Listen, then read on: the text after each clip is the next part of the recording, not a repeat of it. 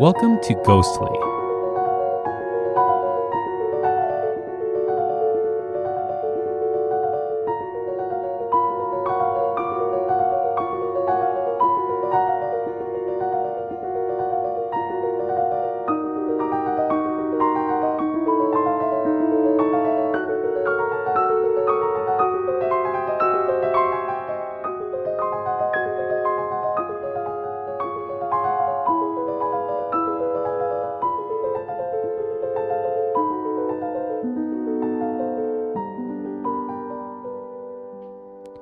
Welcome to Ghostly. Is the Moon River Brewing Company in Georgia haunted?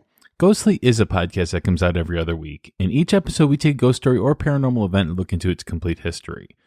Rebecca then gives us evidence proving that the story is real, and my job is to debate those pieces of evidence and get you, the listener, prepared to vote on if it's real or not. If you haven't yet, please hit that subscribe button. And as always, we're your host. I'm Pat. And I'm Rebecca. So, Rebecca, we have... this episode is going to be pretty good. I really think that there's a lot of haunted stories about it. Yes. But what really, the part that I really liked about this is that oftentimes when we do an episode about a particular location, people are always like, well, what happened in that location beforehand? Well, we know all the beforehands now for this place. Yes. We know from its creation until, current day. Until current day, yeah. Nice. So that's something that I'm always really excited about. As the historian, that is helpful. I guess so, yeah. But yeah, it is in Savannah, Georgia. And I don't think we've done a Georgia episode. I don't know if we've done Georgia, but we certainly haven't done Savannah. Yeah. And I have always wanted to. I've never gone, but I read Midnight in the Garden of Good and Evil, which is and I've eaten amazing. peaches. You So have, yeah, yes. it's pretty much being there. Yeah. Pretty much, which is an amazing book, nonfiction. If anyone, and there's a movie too. But anyways, just seems like a very cool place. My brother and his wife went there, and they had great stories. So nothing necessarily haunted, but just like what a cool city it is. So I'm excited to get to visit it. Awesome. Through Ghostly. Yeah. Or in words alone, right? Yes. So this is the part where we would do a shout out. There are two ways to get a shout out on Ghostly. The first way is to give us a review on Apple Podcast. We always prefer those 5-star reviews, but we will read any and all reviews that we receive. The second way is to become a member on Patreon. Just go to ghostlypodcast.com and click on Patreon. And we just updated our tiers. So we put even more value into it now. Yeah.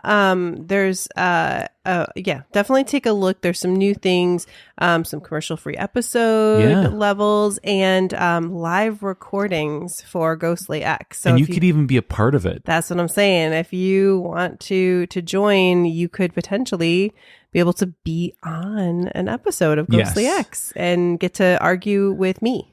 But as I was going to say, there are no shout outs this episode. Okay. So do we have any listener mail? We do have a listener mail, though we need more. Okay. So Pat's going to tell you in a minute here how to do that. But, we'd love to hear from you. Sure. All right. So this one is from T-E-E. Okay. I was young, probably 16 at most, and I was sick, lying in bed trying to stay awake as much as I could to make sure I could get a good night's sleep. I looked out into my backyard and saw a girl about 8 or 10 in a yellow dress with blonde pigtails and a basket of flowers. She looked at me and smiled and waved. I remember thinking, what? And either looking away or blinking and then back again, and the girl was gone. Yes, I have a sister, but she was at school and has red hair, so it couldn't have been her. It's the only time I ever saw this girl in pigtails, and while I acknowledge there's every chance this was a fever dream, but my nephew has also seen her, he tells me. I'd love to hear his stories. Oh my goodness. Ooh, or maybe a yellow fever dream. Oh, well, that may come up in this episode. So. Yeah, well, thank you so much, T. That's a creepy story. Yeah. So we always want to hear your stories. To send us a story, you can email us at info@ghostlypodcast.com or use the contact us form right on ghostlypodcast.com. Or another way, and this is our favorite way, is to actually get letters in the mail. So you can send a letter, so you have to put stamps on it at P.O. Box number 264 in Geneva, Illinois, 60134. All right. Yeah. Okay, so we do have to talk about the polls. Okay, we do. Yes. Oh, so man. our last episode, we talked about Poinsett Bridge. Poinsett Bridge. Which yeah. I still can't get over that is in fact related to the flower, or Yeah. plant, whatever. And it's supposedly there's a person locked in there. Ooh. Well, we had yes, 12%. Whoa. And no 88%. Whoa, I think that's the biggest margin I've ever won by. I think it might be. And yeah. the overall rating is a 2.25. That's pretty low. It's pretty low for a ghost story, yeah. So, did not win over the haunted folks with this one. Man. Maybe this one will get them. Maybe. But how can they vote? Oh, yeah. You can just go to ghostlypodcast.com and click on polls and go vote right there. Or if you become a member on Patreon, I always send it out with the episode that comes out early so you can vote early. There you go. Get your vote in early. I love it. Early and often, right? Well, we live in Chicago, and that's our motto. That's what we say. All right. So I do have a ghost story. Okay.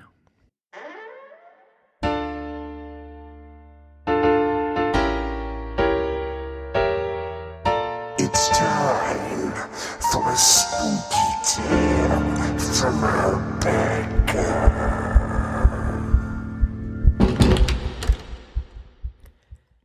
I started a new job yesterday. I'm working at this brewery as a server. It's been fun. A lot of young people work there, and we make each other laugh a lot. The visitors are usually pretty great, so I like it. But I was told that there are people that say it's haunted. I didn't really believe them at first. I just didn't get the vibe. But yesterday changed my thoughts on that. It happened when I went to check on a table earlier in the night. It was a couple, and no one was sitting close to them as we weren't that busy yet. I asked them how things were going and if they needed anything. They both just looked at me, freaked out. I immediately wondered if something was wrong with the food, like a hair or something. Instead, the woman said something I was not expecting. Someone grabbed my ankle. What? I asked. Yes, she said. I felt a hand grab my ankle, and it wasn't Chris. I was looking at him, and I saw both his hands. I looked under the table right away, and there was nothing. I didn't really know what to say. I mean, I didn't want to dismiss her story, her feelings, but I mean, really? She was definitely weirded out, and they didn't stay much longer. What freaked me out is when I went back to the kitchen and told them what happened, I was met with, yeah, that happens a lot. What? It what? Yeah, we're not sure what is doing it, but it happens. Some things just like to touch women sometimes. I mean, I guess I don't know for sure, but it definitely seems odd that it keeps happening. I'm a little nervous. After sharing my story, the manager said it sounded like it was time for me to do a basement run soon for supplies. I guess there's something down there too. I'm definitely not looking forward to that. Wow. So that sounds like Anthony's story. Oh. When he was at Monk's Castle. So if you guys haven't listened to the Resurrection Revisited episode, Anthony tells us a story when he was at Monk's Castle. Mm-hmm. And a hand grabbed him from a grave. Yes. And it turned out to be his friend. Right. But this was not that. You don't know. It could have been her friend. So what is this based on? So this is based on a claim that people do make. Okay. And we will definitely talk about it later. Oh, So you'll get your chance to debate its veracity. All right. Well, but first we need a break. Okay. All right.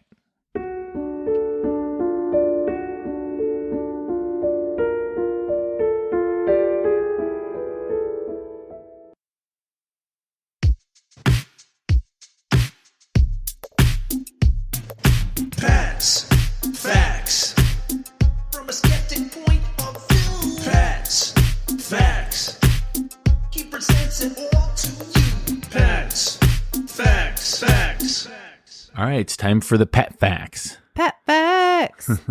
So the location where the Moon River Brewing is located has been a business since 1821. Wow.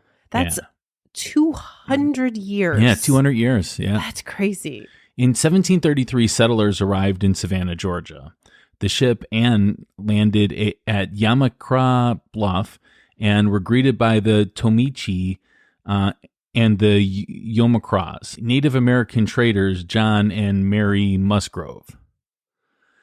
The city of Savannah was founded on that date, along with the colony of Georgia. In 1751, Savannah and the rest of Georgia became a royal colony, and Savannah was made the colonial capital of Georgia. By the outbreak of the American Revolutionary War, Savannah had become the southernmost commercial port in the 13 colonies. Oh, interesting. Elizur Early built the City Hotel in 1821 on a lot purchased 4 years earlier by his wife. Okay. What an interesting name. Elizur. Yeah. Elizur. Like, at first I thought, oh, maybe he misread. No, you read that correctly. Yeah, I did. Yeah. I didn't mispronounce that one. You did not. And Early, what a great last name. Yeah. Now, because, sometimes names are based on like what people did or who they are. So I'm wondering, I don't know if it was him or his ancestors. It's like, yep, we get up early. And so people just call us early. Those are those early people. Yeah. Or they were earls, but they were just like Earl-y. Yeah. Like they weren't actual earls. They're Earl-ish. Earl-ish. Yeah. Not only was it the first hotel in Savannah, but it was also home to the first branch of the United States Post Office in Savannah. Oh, that's interesting. Yeah, and it was also a branch of the Bank of the United States. Wow. Okay. So this building we're talking about today, one, it was a hotel, but it was also the first post office in the town, and it was a branch of the bank. Yeah. The federal bank. The federal bank. Okay. Yeah. Many notable people stayed at the City Hotel. I don't know many of these names, but I'm just going to say them. Okay. Including War of 1812 hero Winfield Scott. Yes. The Marquis de Lafayette, the first 3 Commodores of the U.S. Navy, and naturalist James Auburn. Oh. Auburn stayed 6 months while attempting to sell books full of his wildlife sketches.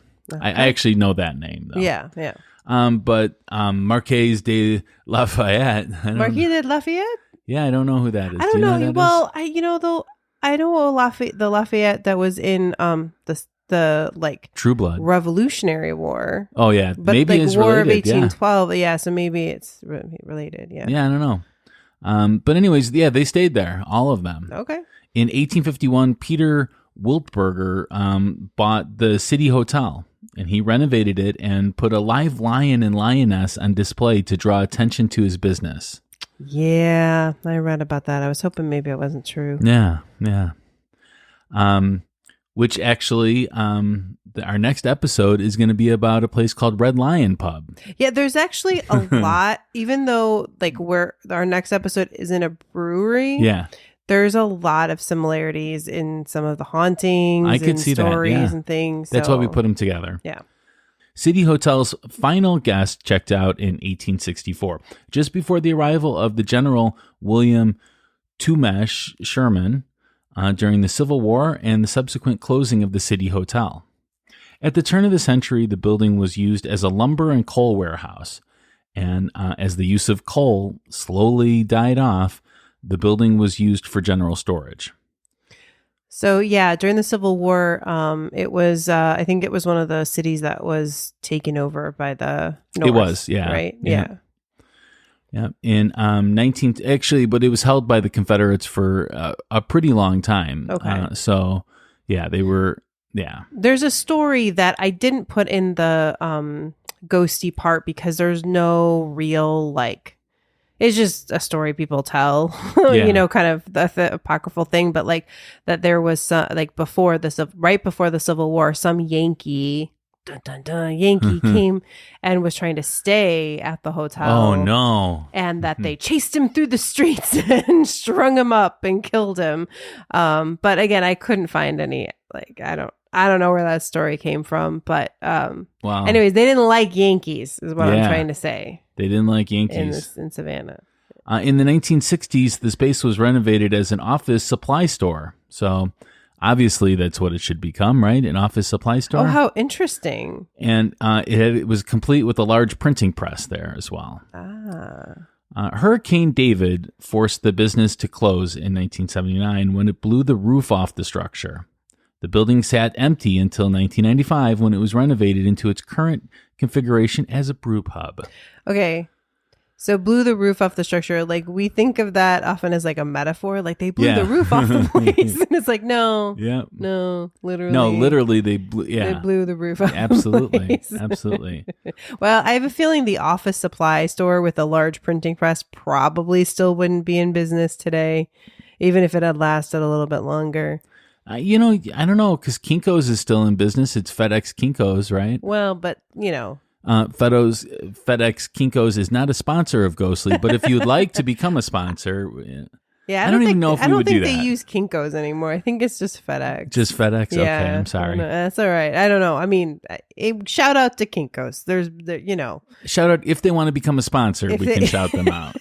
But until then, we're going to reserve our shout out and just casual mention. Casual mention. In 2005, the brewery was featured in Ghost Hunters Halloween special. Yeah. In 2009, Moon River was also on Travel Channel's paranormal television series Ghost Adventurers with our favorite guy, right? Yes. Zach Baggins. Mm-hmm. And in 2018, on an episode of BuzzFeed Unsolved Supernatural, Moon River Brewery was also featured as a haunted location on paranormal TV series Most Terrifying Places, which aired on the Travel Channel in 2019. Yeah. It's been in a lot of things. I did actually watch the episode of BuzzFeed Unsolved. I recommend it partly because it has a skeptic and a believer. Oh, really? Okay. That are going through, and they're pretty funny. Okay. You can not find, like us, Yeah, not like us. But you can find that one on YouTube.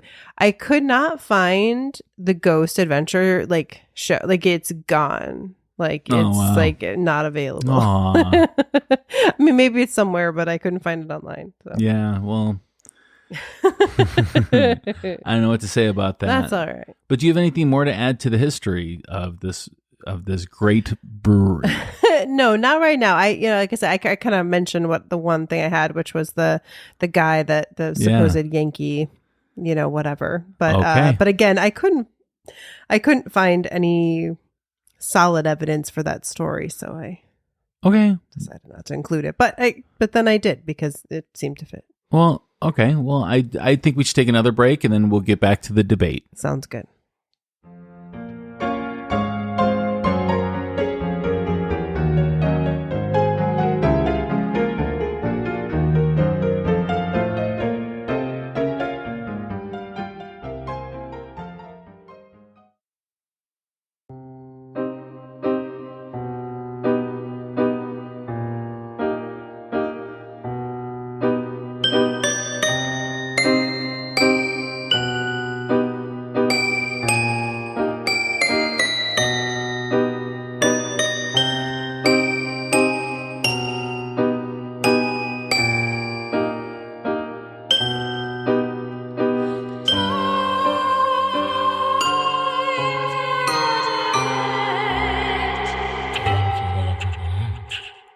All right, Rebecca, are you ready for a debate? Yes. I don't know if I'm ready for it, but let's do it anyways. There you go. So there are many haunted places in Savannah, lots of ghost tours all over Savannah, lots of top lists, and the Moon River Brewing Company is on top of a lot of those. In fact, the American Institute of Paranormal Psychology called Savannah the most haunted city in America in 2003. Wow. I had heard that there are millions of peaches there and the peaches are free. Is that true, Rebecca?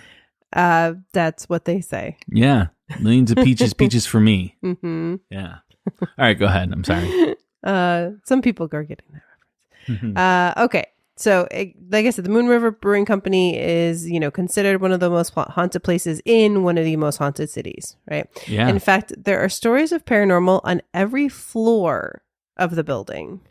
Mm. And interestingly, one of the owners claims, this was in that, they talked about this in the BuzzFeed Unsolved episode, that one of the owners says that they've experienced paranormal things or things that he can't explain, and the other is like, nope, not haunted at all. And the other owner's telling the truth. That's what you're saying. I think one of those owners is right. Yeah. Yes. Okay.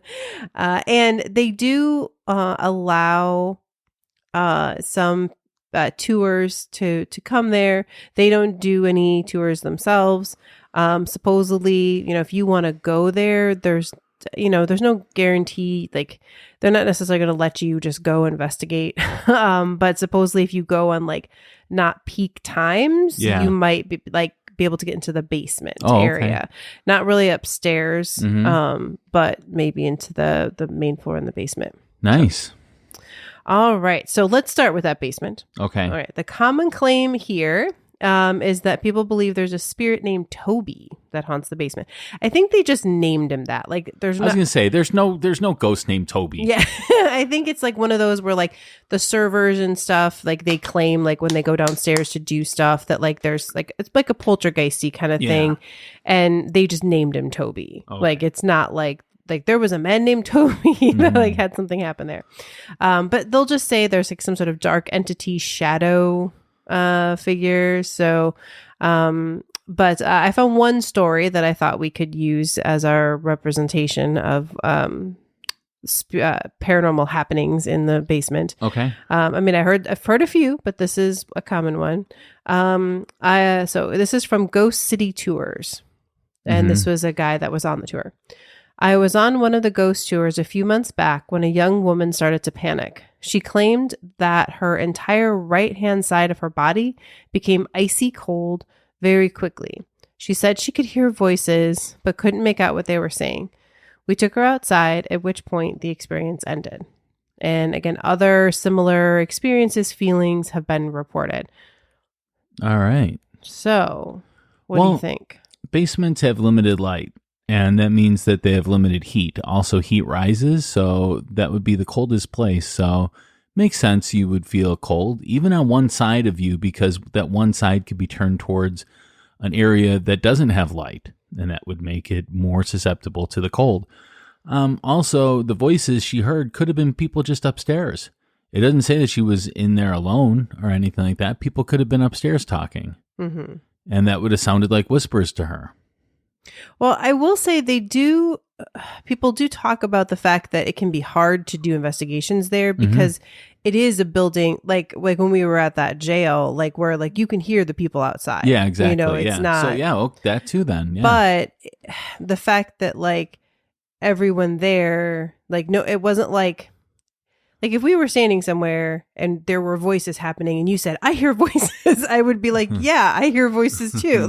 It's not like, I would think that someone would like that they would account for that, right? So if she's just this, but you're adding a bunch of stuff voices into the story that isn't even there. So I'm not. I'm trying to go just with what's in the story and take it from there. So I believe that that's what it could be, is that she heard voices from someplace else. They were human voices that were alive. Well, and I'm saying, but I'm responding to your scenario, right? Okay, so yeah. like that scenario to me, You would imagine. feel like that other people would have then said that same thing. So then they wouldn't have made it a paranormal story. Unless she was somebody that was, like when someone's really scared, a lot of times people don't be, aren't like, hey, it's just people talking.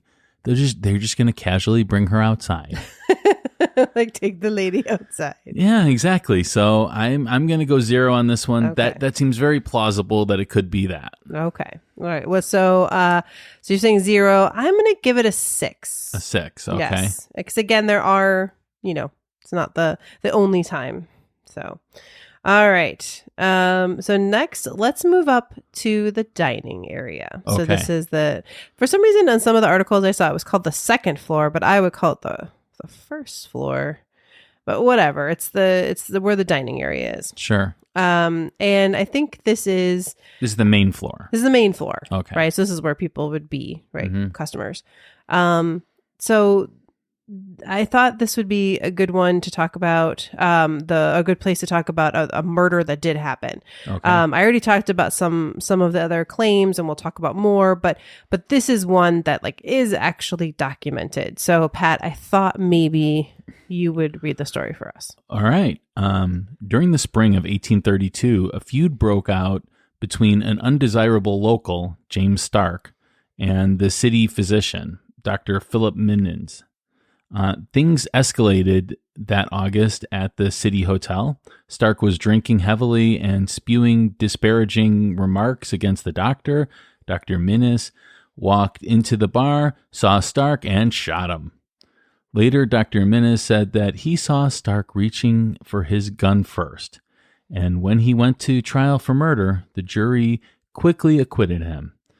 They were happy to see Stark gone, and every town needs a good doctor. So basically, supposedly this guy, BuzzFeed talked about this story as well, and that guy Stark was just a jerk. Like, no one liked this guy. He was anti-Semitic. He was just really bad. And so he was, and Dr. Minnis was like his doctor. So, but I guess again, like no one liked him, and they were in a particular feud. And so, but yeah, he was acquitted for the murder. So, okay. So that's something that happened. And people will definitely say that he could potentially be one of the spirits that does some of this stuff. Or he could have been an ancestor of Tony Stark. Oh, yes. And so I was thinking about our Tony, and I'm like, hey. go on to form, Stark Enterprises. Oh, well, I don't know. I don't know if he had kids. So yeah. We don't know. We don't know. Okay, so there are a few stories, but I wanted to start with this one because it will connect to our next episode. Okay. So one gentleman states that he had been on a date and his lady friend excused herself to go to the bathroom. She would not return for nearly 15 minutes. When she did get back, she was crying and like freaking out. She stated that the bathroom door wouldn't let her out. Wait, I'm just going to say, though, that oftentimes when I go out with you, you excuse yourself and you're gone for 15 minutes, and I don't think it's anything weird. Right, but if I came back and I was freaking out and I said, hey, the bathroom stall wouldn't let me out. I probably wouldn't pay attention to that. I'm sorry. Okay. All right. So when she came back, she was crying and freaking out. She said that the bathroom door wouldn't let her out. The stall was locked, and even with all her weight, she could not get it open. She called out for help and begged to be let out and pushed one last time. The last time she pushed it, it opened right up. The waitress saw that the lady was really upset, and, she told her what happened. And the waitress said that the ghosts tend to hide in the bathroom and do that to guests, and she wasn't the first one to experience that phenomenon. All right. So... And I will tell you, a very similar story is going to come up soon in our next episode. Well, I'm just going to say it's probably a stuck lock. That's probably what it is. And she probably did enough to make it almost open. And then she, I imagine her taking a step back and pushing, really hard on the door and falling probably, because that's what happens in movies. But, so I'm thinking she loosened it up by all the stuff that she did. And she just so happened to push it open at that last time. So I guess I would say like that happens for sure, that you get a stuck door. But typically you notice it when you're closing the door. Like, oh, yeah, this is definitely like tight. Yeah, but sometimes, I've been in situations where I've accidentally locked myself into something and had to exert myself in order to get out.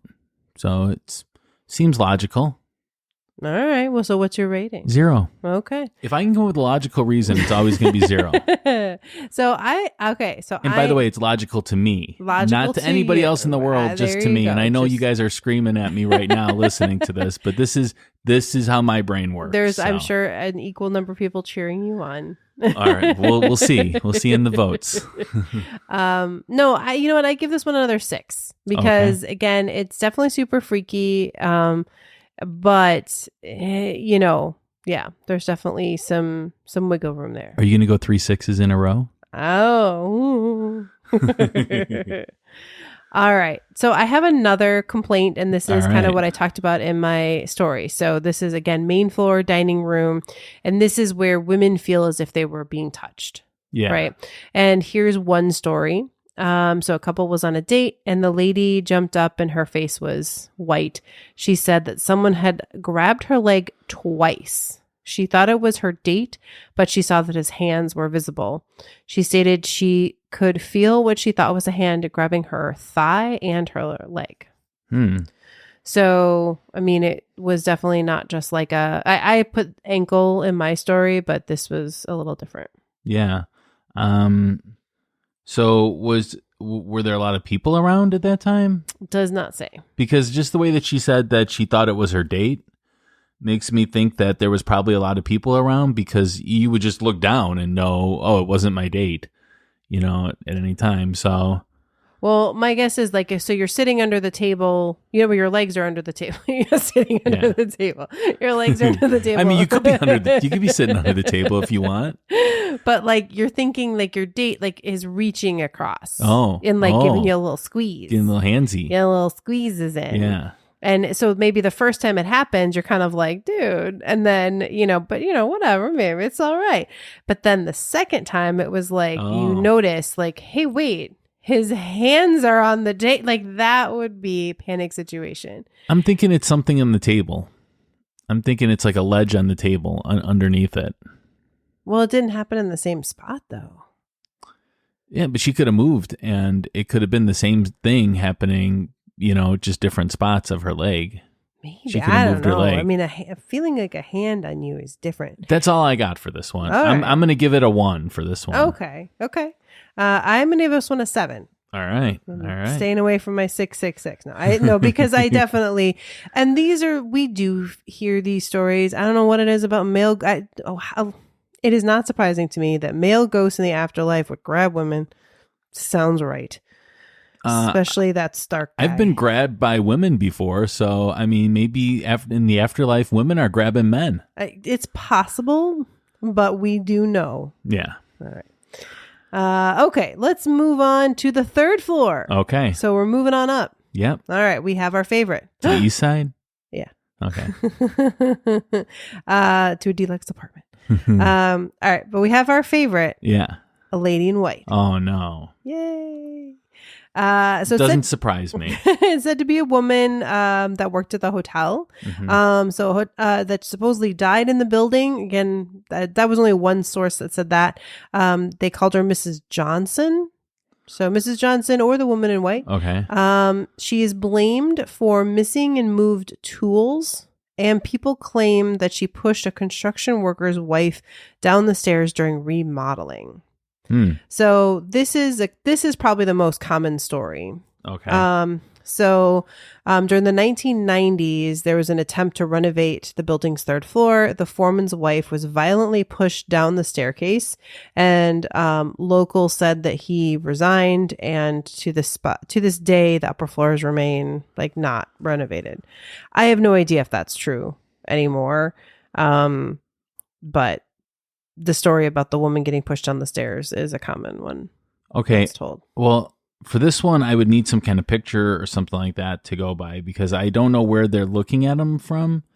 So it could just be the light reflecting off the window or something like that if they're looking at it from... Mm-hmm. Yeah, because they say a glowing white apparition. Yeah, so it could just be that. I don't know if they're looking at them from down below or if they're looking at it from the same floor. So that would change what I would say for this particular thing. So yeah, I can't remember if it was Taps that said that they saw this or one of the shows but I didn't see a picture or anything like that for this particular apparition. To me, it could just be a reflection of light off the window. But what about the pushing down the stairs?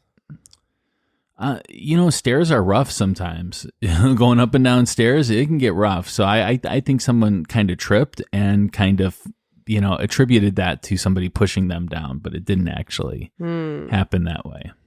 So my thought is, there is this thing about missing and moved tools. in there too. So maybe there was some paranormal stuff happening, and then she got pushed on the stairs and she felt like there was, there had already been some paranormal stuff happening. And so I don't know why they landed on the lady in white to blame. You always blame the lady in white. But some spirit. Yeah. So I'm going to go 1 on this one, just because I don't have enough details to be able to say anything else. Mm-hmm. Like, if I could see a picture of it, then I would know the angle that they were looking at. Well, in the so this is where the BuzzFeed show, they attribute the pushing to Stark. So but that's the only time I heard that. I always heard it as this lady in white. Okay, well, I'm still not going to go any higher than 1 on that. So okay. So I'm going to give it a 7 as well, because it does seem weird, and they do talk about it on the Moon River website, or they just mention it. Sure. Yeah. Okay. Lastly, maybe they should call OSHA. That's what I think. Maybe. Okay, so let's make it all the way up to the 4th floor. Okay. All the way up to the top. So there is no specific ghosts that's said to haunt this location, not like one thing. It's just basically said that it has like a bad vibe. Okay. They just say it's got a really dark energy. And they say the reason that it has this bad energy is that it was used as a makeshift hospital for one of several yellow fever outbreaks in the city from the early 1800s. So they just say like people died there from yellow fever. And so there's just this like dark energy from all the death and pain and suffering that happened there. Okay. Well, that's interesting because so I know yellow fever did hit Savannah, Georgia. I know that was a big thing there, but I have I cannot find anything that says that there was any kind of yellow fever hospital or that people from the outbreak were contained there or anything like that in this location. And also, the place just opened in the 1820s. So you think a freshly open place would be that that's a good location? Point. So That's a good point. I don't think that this is true. Yeah, I don't know about the yellow fever stuff. Because I think that's, like I don't know. I didn't look up anything as far as like if it was used as that as or not. But that doesn't mean there's not a dark energy, but it does seem a little weird. It just seems, So I do struggle sometimes when people are just like, it just feels really bad. Absolutely. You know what I mean? Like that's a little different than like, no, someone was pushed, people are grabbed. You know what I mean? Like, so I don't know if it's just, So I don't know when it hit Savannah, but I know that it was in New Orleans. In 1817 was when the first outbreak had started to happen. It went all the way to 1905. Mm-hmm. But you said early 1800s? They said, it was like 1826. No, it seems highly like unlikely. That. The place had just been open for 5 years or something like that. It seems highly unlikely that would happen. So I'm going to go 0 on this one. Okay, I'll give it a 3. A 3. Okay. Yeah, I'm going to go a little low on the 4th floor. Okay. Again, if you want, creepy stuff, go to the main room. Go to the main room or the basement, I think. All right. So that brings us to our overall rating. Rebecca, how you feeling about this one? So, let me see. I guess I'll go 6 on this one. I know I had a 7 in there, but I also had like a 3. So I'll stick with the 6. Like I do think it's haunted. All right. Well, I'm gonna have to round up to a 1 because it would be like 0.45 or something like that, or it's slightly under half that I gave a 1 to. So I'm just gonna go 1. I'm gonna round up, give you the benefit of the doubt on that one. The Thanksgiving spirit. Absolutely. So that brings us to our closing arguments. This is our last chance to convince you to vote our way. We are each given 1 minute of uninterrupted time, and we will time each other on our cell phones because Rebecca likes to fib sometimes. Hey, Rebecca, are you ready? Yes. All right, and go. All right. So I would say that the Moon River Brewing Company building is haunted. And that's because it definitely has had enough reports, enough investigations, people that found things there, plenty of stories. And there was a murder there that we know of, and there, I'm sure, were a few more deaths or things attributed there, even if we don't necessarily know for sure. That I feel like it has enough energy to make it a dark place. It was also, didn't have anything in it for like 30 years, so those spirits were allowed to kind of percolate, I guess we'll say. And hey, even one of the owners says that like there's things they can't explain there. So haunted.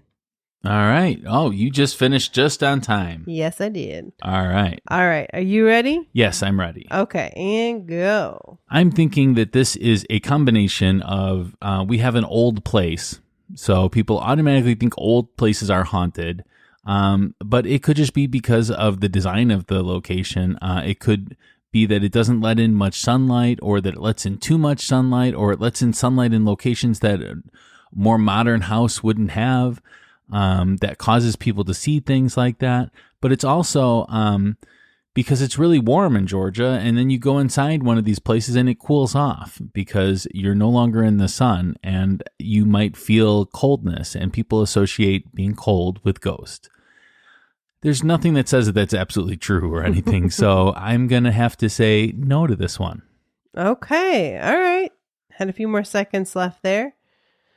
All right, so I want to thank everyone so much for listening. Please share us with your friends and family, as word of mouth is our best advertisement. Remember to hit that subscribe button if you haven't done so already.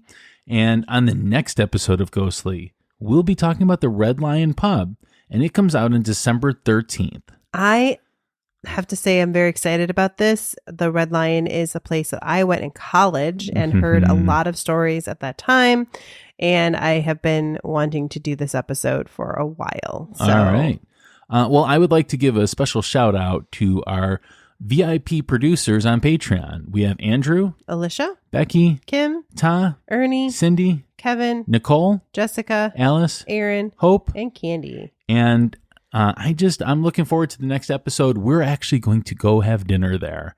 We are. With a guest that'll be on the episode. Yes. And we're doing just the fact that we're doing December episodes. Yes. We haven't done December episodes in a while. This year, we're probably going to take a break in January, but we'll let you know more as we get closer into December. All right. Sounds good. All right. Stay ghostly. Bye.